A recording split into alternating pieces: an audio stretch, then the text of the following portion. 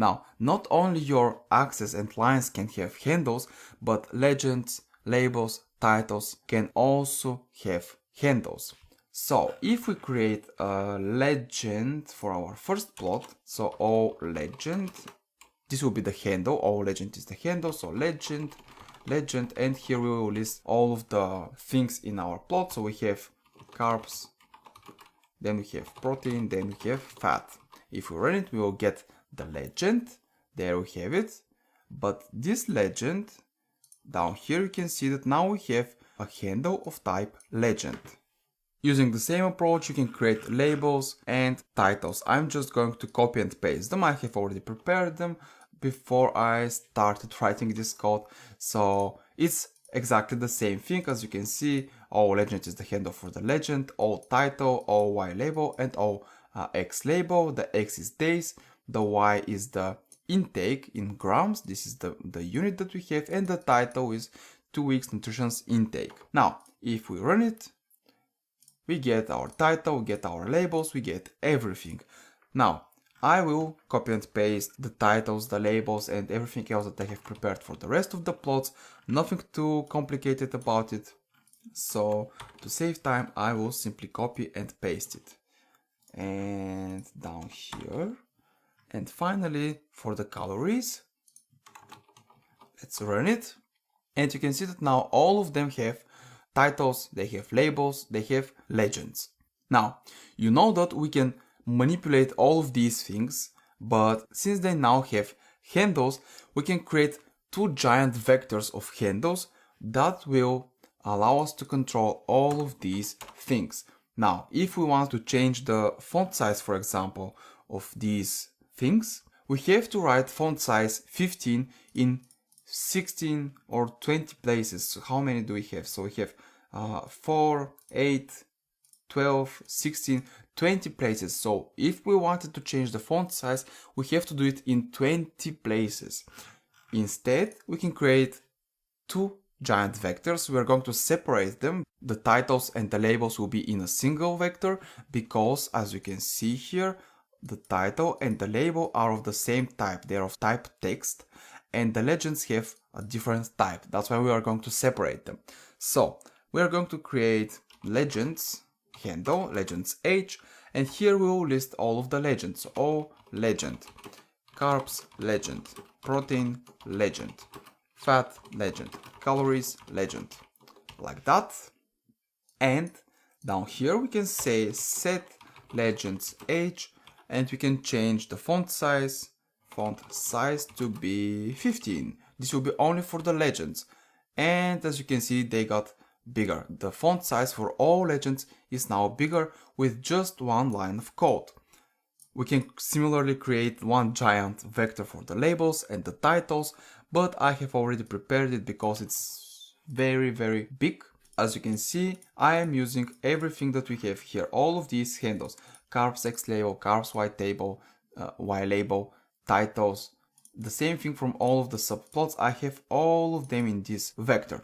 And now I can just say set labels and titles, font size 15, and everything will get bigger. There we have it. Everything is now bigger. So with just 2 lines of code, and it will take some time for you to write this whole vector. In the source code file for the project, of course, you will find it there. But once you create your vectors with handles, you can use these vectors to manipulate the common properties. If you want to do something that is specific to a given label, that it will be different from the other labels, you have to do it on that specific label, or later you can use set, let's say, O legend. So the first legend, we want to make it font size, let's say 25. So first you can set the common properties, and then you can change the individual properties. There you have it. Now this legend is a bit bigger. This is useful only if you want to set properties that are common to everything. Finally, I want to show you how you can easily obtain the handles for all of the lines. So here you see we can create a handle for all of the plots, but we can get these plots from the axis handles, which means that we can now create another vector here which will be, let's do it up here. So ax lines. So we will get the lines from all of these axes. And this will be done in the following way. Now I'm only going to extract the ones for the carbs, protein, fat, and calories. And I will explain why in a second. So carbs x dot children. So the dot children will give us the children of the axis. The children of the axis is the line or the lines. Each of these subplots has exactly 2 lines. And the first plot has 3 lines. This is why I'm going to exclude the own nutrients, because the own nutrients will return 3 lines, the rest will return 2 lines, and we will have a mismatch of dimensions.